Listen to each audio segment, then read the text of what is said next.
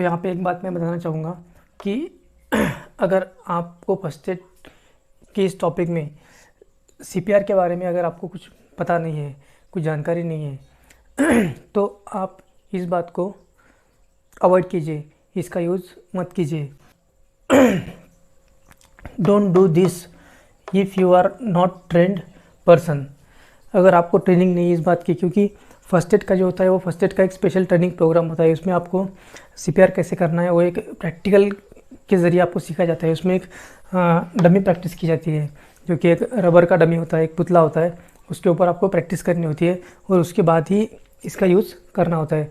तो यदि आप कुछ इस तरह से नहीं जानते, आपने इस तरह का ट्रेनिंग नहीं किया है, तो पहले आप वो सीख लीजिए और उसके बाद में आप सीपीआर को अप्लाई कीजिए। नमस्कार साथियों, आज का हमारा टॉपिक है फर्स्ट एड, और फर्स्ट एड में हम आज देखेंगे सीपीआर।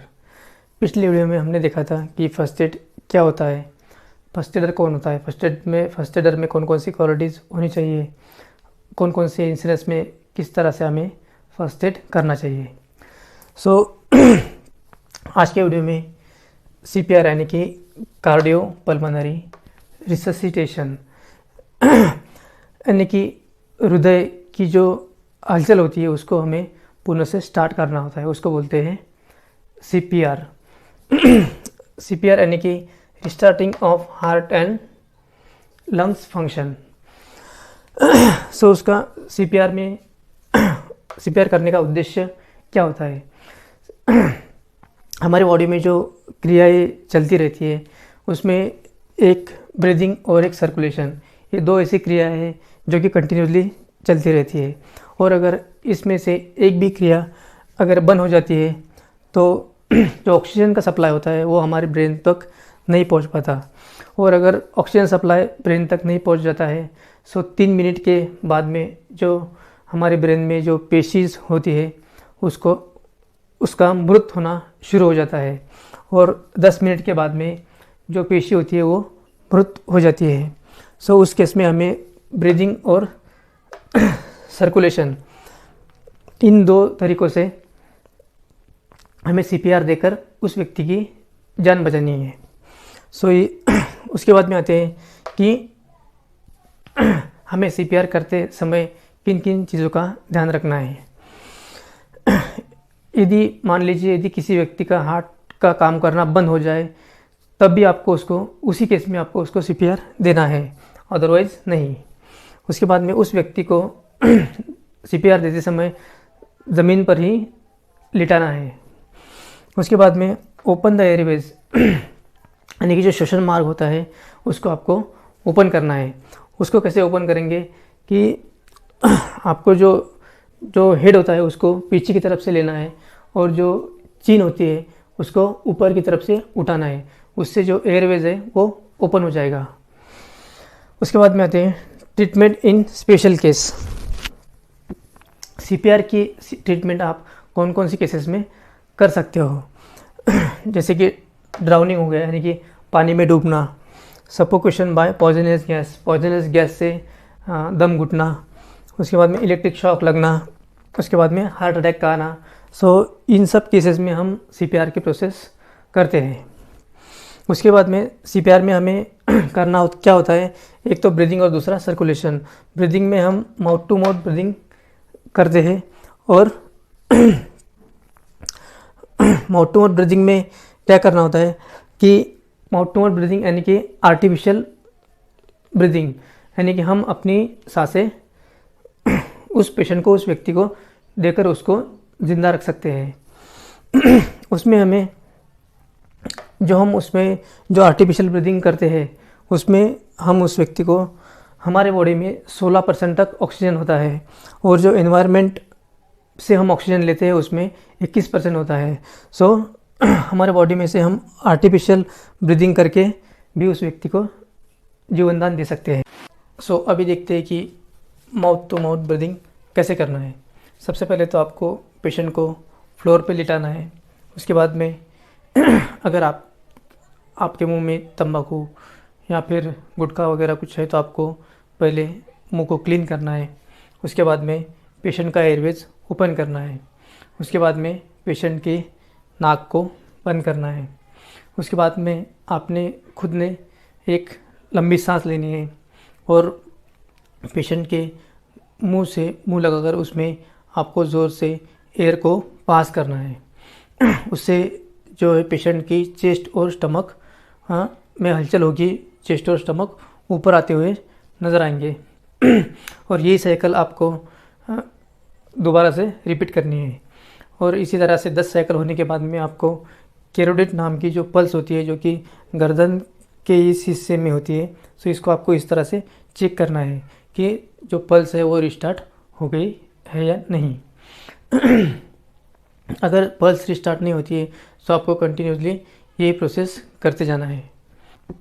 उसके बाद में देखते हैं कंप्रेशन। कंप्रेशन यानी कि जो हमारा चेस्ट का हिस्सा होता है उसके ऊपर दबाव डालना।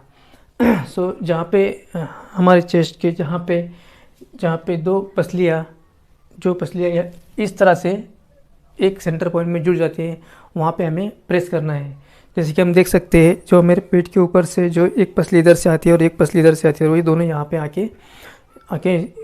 आके मिलती है। सो इस सेंटर पॉइंट पे हमें जो पाम होता है, तलवा होता है, उसको इस तरह से रखना है और दूसरे हाथ से उसको इस तरह से लॉक करना है और वो जो सेंटर पॉइंट होता है उसके ऊपर में हमें इस तरह से प्रेस करना है।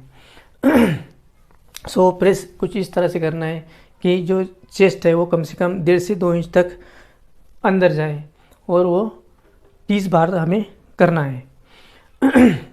सो कंप्रेशन और ब्रीदिंग, ये जो प्रोसेस होती है वो हमें एक साथ करनी होती है। सो उसका जो रेशो है वो रेशो होता है 30-2 का, यानी कि जब आप 30 बार कंप्रेशन करते हो तब आपको बीच में 2 बार ब्रीदिंग करनी है। सो इस तरह से कंप्रेशन किया जाता है। उसके बाद में CPR को हम और इजी कैसे कर सकते हैं। So CPR is easy as CAB यानी कि कंप्रेशन, एयरवेज और ब्रीदिंग। कंप्रेशन यानी कि push hard fast on the centre of the victim chest. जो पेशेंट होता है उसकी चेस्ट पे हमें ज़ोर से प्रेस करना है, जो कि यहाँ पे बताया है। उसके बाद में एयरवेज हमें ओपन करना होता है। उसके लिए हमें जो विक्टिम का हेड होता है, पेशेंट का हेड होता है, उसको नीचे की तरफ, पीछे की तरफ लेना है और जो हमारा ये हिस्सा होता है इसे चीन कहते हैं, तो इस चीन को हमें ऊपर की तरफ उठाना है। इससे जो एयरवेज है वो ओपन हो जाता है।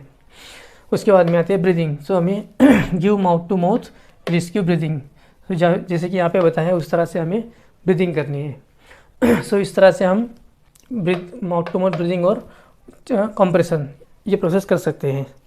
उसके बाद में आते हैं first aid box. First aid box यानी कि एक मेटल का बॉक्स होता है जो कि एल्यूमिनियम का भी हो सकता है। सो उसके ऊपर जो फर्स्ट एड का सिंबल होता है प्लस वाला वो लगा हुआ होता है और उसमें कुछ मेडिसिन होती है और कुछ ड्रेसिंग का मटेरियल होता है। सो उसमें अगर देखा जाए तो हैंड ग्लोव्स होते हैं, रोलर बैंडेज होता है, पेन रिलीफ स्प्रे होता है, कॉटन वूल होता है, एंटीसेप्टिक लोशन होता है जैसे कि डेटॉल, सेवलॉन। उसके बाद में पैरासीटामोल टैबलेट होती है। उसके बाद में सीजर होती है। उसके बाद में सेफ्टी पिन्स होते हैं। उसके बाद में टिंचर आयोडीन होता है। उसके बाद में आई वॉश कप होता है। आई वॉश कप के बारे में हमने पिछले वीडियो में बात की थी, जिसमें कि हमने देखा था कि जब भी आँखों में कोई कचरा जाता है सो उसको निकालने के लिए हम एक कटोरी में पानी लेकर उसको उसमें आँख को ओपन और क्लोज करते हैं। सो उस तरह से वो कचरा निकल जाता है। सो इसके लिए आई वॉश कप यूज़ किया जाता है। उसके बाद में ट्रायंगुलर बैंडेज होता है। उसके बाद में आई ड्रॉप्स होता है। उसके बाद में सोप होता है। उसके बाद में स्टरलाइज आईपैड और स्टरलाइज ब्लेड। स्टरलाइज यानी कि स्टरलाइज आईपैड मतलब वो कि निर्जंतुक किए हुए आईपैड होते हैं और उसके बाद में स्टरलाइज ब्लेड होते हैं यानी कि निर्जंतुक किए हुए ब्लेड होते हैं। उसके बाद में वुडन स्प्लिट होती है। वुडन स्प्लिट यानी कि अगर कहीं फ्रैक्चर होता है तो उसको हमें सपोर्ट करने के लिए यूज़ किया जाता है। उसके बाद में डिस्पेसिंग कप। डिस्पेसिंग कप यानी कि अगर हमें कोई लिक्विड मटेरियल नाप के लेना है तो उसके लिए इसका यूज़ किया जाता है, यानी कि जैसे कि 10 ml 20 ml इस तरह से। उसके बाद में डस्टिंग पाउडर यानी कि जो जख्म पे लगाने के लिए होता है। उसके बाद में आयोडेक्स होता है। उसके बाद में पोटेशियम परमैंगनेट होता है। पोटेशियम परमैंगनेट जो कि स्नेक बाइट और डॉग बाइट की ज़ख्म को साफ़ करने के लिए यूज़ किया जाता है।